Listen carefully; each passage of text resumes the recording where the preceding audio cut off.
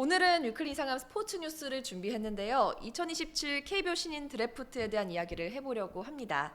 KBO 리그 신인 드래프트 참가 신청이 지난 7월 1일부터 시작이 됐죠. 그런데 드래프트 참가 신청을 하기 전부터 복수의 선수들이 메이저리그 구단으로부터 러브콜을 받고 또 해외 진출을 택했는데요.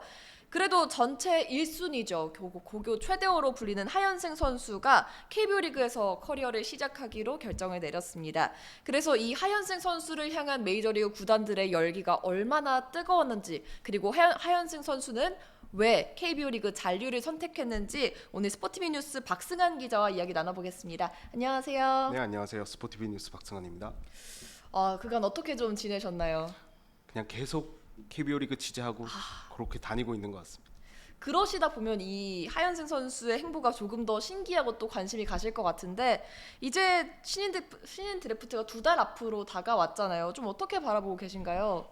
올해 조금 신인 드래프트 유망주들이 네. 해외 진출을 선언하면서 조금 흉작이라는 얘기가 벌써부터 나오고 있거든요. 좀 그만큼 이제 뭐 상위 2라운드, 3라운드에서 지명 받을 수 있는 선수들이 이제 다 빠져나간 상황에서 뭐 특히 이제 대표적으로 투수와 유격수에서 조금 두각을 나타냈던 이제 엄준상 선수가 애리조나 다이아몬드백스랑 계약을 맺었는데 이제 150만 달러, 하나로 약 23억 원 규모고요. 그리고 이제 투수로 조금 기대를 모았던 네. 박찬민 선수도 최근에 이제 필라델피아 필리스랑 이제 120만 5천 달러, 하나로 18억 원 정도의 계약을 맺었어요. 23억 18억. 이 돈 있으면 뭐 하고 싶으세요? 일단 집부터 사지 않을까요? 제일부터. 근데 이 돈을 받고 이제 애리조나와 필라델피아로 가기로 선택한 이 두 선수에 반해서 하현승 선수는 국내 잔류를 선택했어요. 그죠? 네. 그렇다면 전체 1순위로 가장 유력한 상황인 걸까요? 그래서 키움이 굉장히 지금 좋아하고 있습니다. 웃고 있겠네요. 네. 사실 뭐 정말 큰 변수가 일어나지 않는 이상 하현승 선수가 키움 히어로즈로의 가는 그죠. 거는 거의 뭐 확정이 된 것 같고요. 이제 다만 박찬민 선수랑 엄준상 선수가 해외로 나가게 되면서 2, 3순위 지명권 갖고 있는 팀들이 이제 조금 고민이 깊어진 상황입니다. 그러면은 박찬민 선수랑 엄준상 선수는 메이저리그 구단들이 이 두 선수의 어떤 점을 그렇게 좀 좋게 보고 선택을 한 걸까요? 일단 엄준상 선수는 뭐 유격수, 그죠. 그다음에 투수 둘 다 가능한데 유격수로 평가를 조금 더 한 것 같고요. 네. 이제 박찬민 선수는 아무래도 투수 쪽에 전념을 좀 하고 거기서 두각을 나타냈던 선수이기 때문에 마운드에 조금 집중할 계획인 것 같습니다. 그렇군요. 근데 이 두 선수가 메이저리그 구단과 계약을 맺었잖아요. 그거에 반해서 이 하현승 선수도 그런 오퍼가 없지 않았을 것 같거든요. 어땠습니까? 사실 뭐 박찬민, 엄준상 선수도 좋은 성적을 거둔 건 맞는데요. 이제 하현승 선수가 워낙 압도적이었거든요. 압도적이죠. 네, 뭐 오늘을 기준으로 이제 네. 타자로 뭐 19경기에서 뭐 27안타 3홈런, 20타점, 뭐 타율 4할 6푼 6리. 그리고 뭐 투수로도 11경기에서 3승 무패, 평균 자책점 0점대 0.29를 기록 중이고요.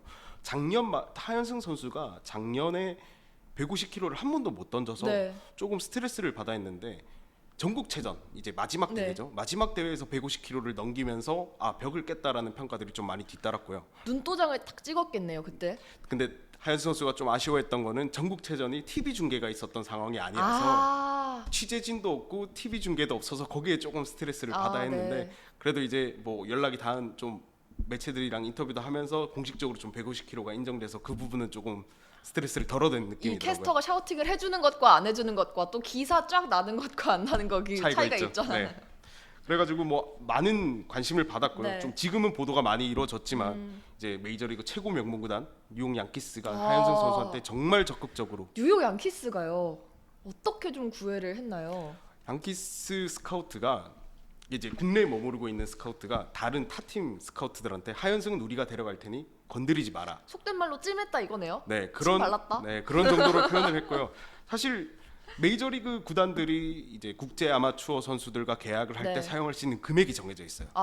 그래서 뭐 아무리 돈이 많은 뭐 뉴욕 양키스, LA 다저스, 샐러리 캡처럼 있는 건가요? 네, 뭐 뉴욕 매츠 그런 구단들이 아무리 돈이 많아도 그런 국제 아마추어 선수들한테는 돈을 많이 쓰지 못하거든요. 네네. 그러니까 한정된 금액에서만 움직여야 되는데 양키스가 돈을 좀 잘 모았고요. 네. 그리고 올 시즌이 끝나고 나서 메이저리그가 이제 노사 협정을 새로 맺어야 되는데 그 단계에서 이 보너스 풀에 대한 네. 좀 변화가 있을 수 있기 때문에 양키스가 모아뒀던 돈을 올해 다 써야 되겠다는 생각을 갖고 있었고 양키스가 최초의 226만 달러를 제안했어요. 와. 하나로 한 33억 원 정도 네. 되는 규모인데요. 이게 이제 저희 이제 김병현 해설위원이 네, 알죠, 받았던 알죠. 225만 달러보다 1만 달러가 더 많은 네. 금액이었어요.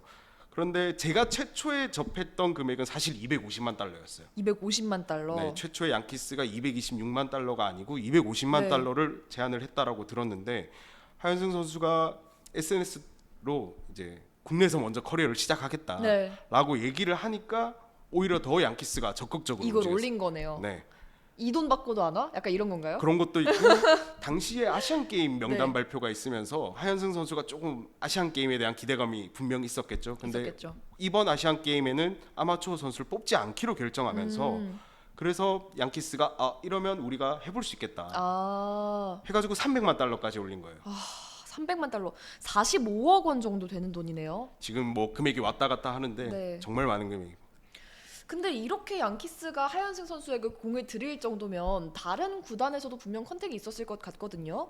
어떤 팀들이 있었나요? 구체적으로 제가 지금 이 자리에서 언급하기는 조금 힘들 수 있지만 네. 양키스 외에도 4-5개 구단이 하현승 선수한테 접근을 했고요. 그런데 아까 말씀드렸다시피 이 구단들이 쓸 수 있는 금액이 한정이 돼 있다 네. 보니까 양키스가 금액을 많이 보유하고 있었어요. 네, 그만큼 다른 국제 아마추어들을 영입을 안 했다는 거죠. 네. 그렇기 때문에 애초에 금액 싸움에서 다른 구단들이 양키스를 이길 수 없는 상황이었어요. 그럼에도 이제 어쨌든 러브콜을 보내긴 했다는 거네요. 네, 그렇습니다. 아, 그렇군요.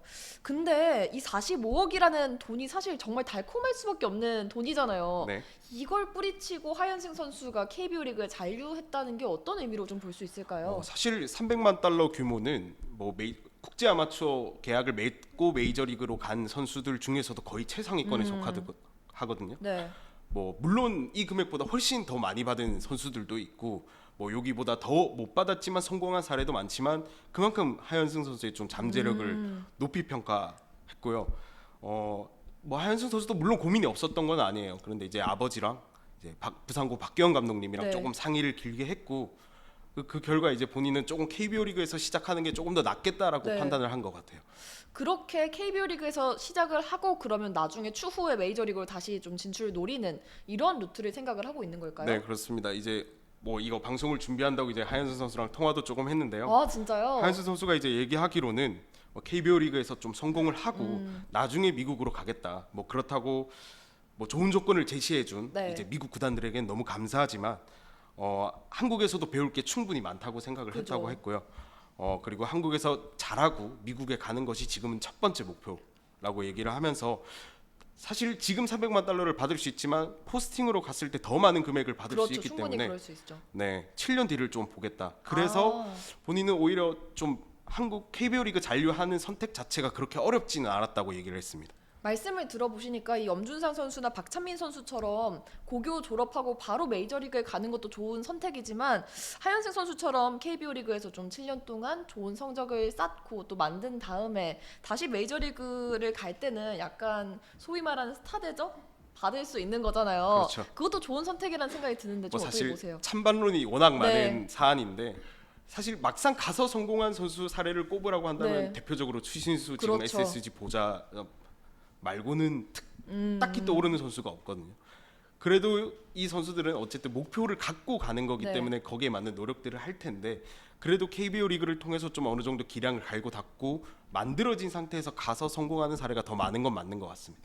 그러면은 말씀해주신 하현승 선수는 어쨌든 키움 히어로즈에 가는 게 거의 기정사실화가 된 것 같고 이 엄준상 박찬민 선수는 그러면은 메이저리그에 가게 된 건데 어떤 과정들과 스텝을 밟아야지 우리가 빅리그에서 좀 이 선수들을 확인할 수 있을까요?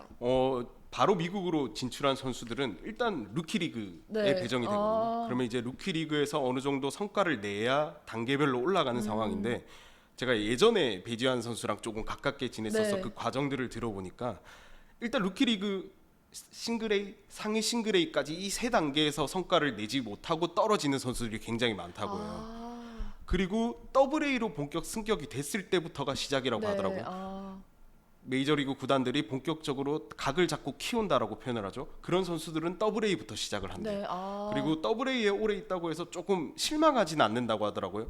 왜냐하면 트리플 A는 빅리그에서 왔다 갔다 하는 선수들이 그죠. 좀 많은 편이고 그러다 보니까 안정적으로 기회를 제공할 수 없는 반면에 더블 A는 우리가 정말 좀 제대로 키워볼 거야 하는 선수들이 많다고 해서 일단 더블 A까지 빨리 주파하는 게 가장 좋을 것 같습니다. 그러면은 우리가 빅리그에서 보기 위해선 더블 A 이후 트리플 A까지 거친 다음에 빅리그에서 볼 수 있겠네요. 네, 맞습니다. 거의 4단계에서 5단계를 주파를 해야만 메이저리그 무대를 밟을 수 있습니다. 그럼 이 고교 졸업 후에 미국에 진출해도 빅리그에 도전하기까지는 또 험난한 과정들이 있긴 하겠네요. 네, 맞습니다.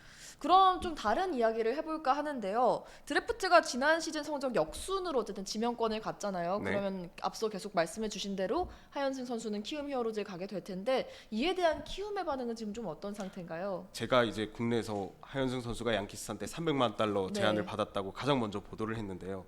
그리고 나서 키움 관계자들이 연락이 좀 많이 왔어요. 어떻게 되냐, 네. 가는 거냐. 네. 왜냐하면 너무 당연하게 우리가 데려올 거라고 그죠. 생각했던 선수가 만약에 거부할 수 없을 정도의 금액을 제안받았다는 거를 들었을 때, 왜냐하면 KBO 리그에서 아무리 계약금을 많이 받아도 지금 뭐 10억 네. 수준밖에 안 되는 상황에서 거의 5배가 넘는 금액을 제안을 받았던 상황이기 때문에, 근데 이제 하현승 선수가 며칠 좀 고민을 했고 다시 SNS나 뭐 이런 보도들을 통해서 나 국내에 잔류하겠다라고 네. 선언을 했기 때문에 그 이후에 조금 키움이 되게 안도의 한숨을 내쉬더라고요. 근데 이제 키움도 하현승 선수가 오게 된다면 뭐 이도류로 성장하는데 좀 물심양면으로 지원을 아끼지 않겠다는 입장이고요. 그동안 사실 뭐 장재영 선수 네. 그리고 뭐 지금 뛰고 있는 김건희 선수가 또 이도류를 시도를 그죠. 했었고, 시도했었죠. 네. 그래서 뭐 제가 이제 김건희 선수에게 좀 물어봤더니 네. 김건희 선수는 좀 후회는 안 한다. 그리고 이도류를 했던 것들에 네, 대해서요? 오히려 구단에서 좀 그렇게 두 개 다 할 수 있게 밀어줬던 거에 대해서 되게 고맙게 생각하고, 투수를 했던 게 지금 포수 리드를 하는 부분에서 훨씬 도움이 많이 된다고 얘기를 하고 있어요. 저도 김건희 선수랑 잠깐 이야기를 해봤을 때 이 포수로서 투수의 마음을 안다는 게 본인의 굉장히 큰 장점처럼 느껴진다는 이야기를 하더라고요. 네, 그런 점에서 봤을 때 이렇게 이도류로서 좀 성장할 수 있도록 돕는 게 하현승 선수에겐 되게 큰 도움이 된다고도 볼 수 있겠네요. 그렇죠. 아무래도 뭐 대표적으로 네. 롯데자이언츠의 이제 전미르 선수도 건국고 시절에 이제 이도류로 조금 이름을 날렸던 선수거든요. 그래서 뭐 전탄이로 불렸는데 막상 롯데로 온 뒤로는 타자보다는 조금 투수를 하는 게 낫겠다라고 그죠. 판단을 해서 지금 투수에 전념하고 있지만, 이군에서는 또 부상 때문에 상무에서 뭐 타자로도 나왔다가 투수로도 나왔다가 지금은 조금 겸업을 하고 있는 상황이지만, 막상 전역을 하고 돌아오면 아마 투수에만 전념할 가능성이 네. 매우 높아요. 그러니까 플랜이 안 짜져 있는 것도 있지만 그만큼 성공하기 힘들다고 보는 거거든요. 그런데 이미 키움은 김건희와 장재영의 사례를 네. 통해서 좀 어느 정도 빌드업이 돼 있고 어떻게 육성을 해야 되는지를 알고 있기 때문에 아무래도 키움으로 가는 게 하현승 선수에게는 조금 더 도움이 되지 않겠나 싶습니다. 거기서 좀 스스로를 키우겠다는 그런 생각이 있었던 거군요. 네, 맞습니다. 그럼 사실 하현승 선수는 이미 너무 훌륭한 선수지만 KBO 리그에서 더 성장하고 또 배우겠다 이런 각오를 어떻게 보면 내비친 거잖아요. 네. 근데 이런 하현승 선수가 위클리 상암에 이제 메시지와 각오를 전했다고 하더라고요. 통화도 하셨다고 했고요. 네, 제가 이제 전화를 하니까 네. 되게 반갑게 좀 받아주더라고요. 근데 이제 하현승 선수가 얘기한 거는 프로의 벽이 높은 건 당연히 안다. 네. 그런데 자기가 고등학교 때까지 지금 배워온 게 있고 자기가 어느 정도 레벨까지 올라가 있다는 걸 본인 스스로도 인지를 할 테니 느끼죠. 그게 지금 KBO 리그에서 통할 수 있는지를 조금 테스트를 해보고 싶다고 얘기를 했고요. 그렇다고 이제 메이저리그 생각이 전혀 없는 건 아니라고 확실하게 못을 박았습니다. 일단은 KBO 리그에서 투수와 타자로 최고 레벨에 올라선 뒤에 그 뒤에 자기는 한번 최선을 다해서 메이저리그에 도전해 보겠다는 각오를 내비쳤습니다. 그리고 뭐 아직 일정이 좀 남았어요. 네. 하현승 뭐 대통령배, 뭐 봉황대기, 그다음에 청소년 국가대표, 그죠. 근데 전국체전까지 남았어요. 근데 조금 마음은 편하다고 해요. 어느 정도 계약이 정리가 됐고 그죠. 전체 1순위가 너무 유력하다 보니 대회를 뛰는 데 있어서 그런 부담감들은 조금 적다고 하는데, 그래도 이제 같은 학교 또 동료 친구들이 또 지명을 받아야 되고 하는 상황이기 때문에 좀 남은 대회 아마추어 이제 남은 일정 자체들을 조금 최대한 재밌게 즐기고 싶다고 얘기를 했고요. 또 사실 친구들이 네. 지명을 같이 받아서 가는 것도 선수의 또 꿈이기도 하다 너무 보니까 좋죠. 네, 그런 쪽에 조금 추억들을 많이 쌓고 싶다는 얘기를 했습니다.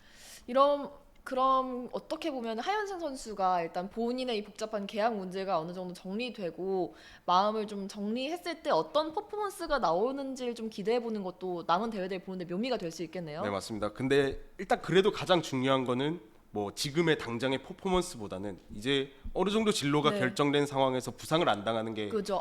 그렇겠다. 가장 중요하기 네. 때문에 뭐 그렇다고 몸을 살릴 선수는 또 아니지만 남은 이 4개 대회 정도에서 어떤 활약을 펼칠지가 좀 되게 주목이 되고요. 특히 국제 대회가 지금 있기 때문에 국제 대회에서 하현승 선수가 이도류로 좀 어떤 모습을 보여줄까는 팬들이 많이 기대를 하실 것 같습니다.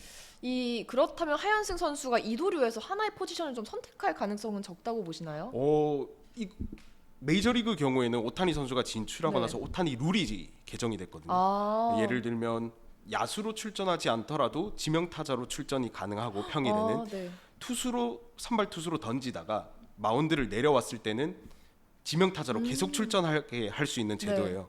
근데 이제 지금도 메이저리그에서 좀 찬반이 있어요. 오타니만을 위한 룰인데 네. 왜 이걸 공식화해서 남들은 이용도 못하게 네. 만들었냐라는 얘기가 있는데 KBO 리그도 지금 관련해서 룰은 없어요. 네, 그죠. 그렇다 보니까 하현수 선수가 이도류를 하게 됐을 때 수비에 나가는 게 아니냐라는 좀 의문이 있을 수 있지만 네. 어쨌든 키움은 투수와 타자로만 키울 거기 때문에 아마 선발 투수 그리고 지명 타자 제도 지명 타자. 그런 식으로 해서 이도류로 성장해 나가지 않을까 싶습니다. 아, 그렇군요. 그럼 별도의 다른 수비 포지션을 갖기보다는 투수, 지명 타자 이렇게 이도류로 좀 성장할 가능성을 보신 거네요. 네, 아마 이사회나 뭐 이런 거를 통해 가지고 좀 어느 정도 이야기가 나와야 되겠지만 일단 지금 현행 제도에서는 네. 선발 투수로 나왔다가 지명 타자로 들어갈 수가 없는 제도거든요. 그렇죠.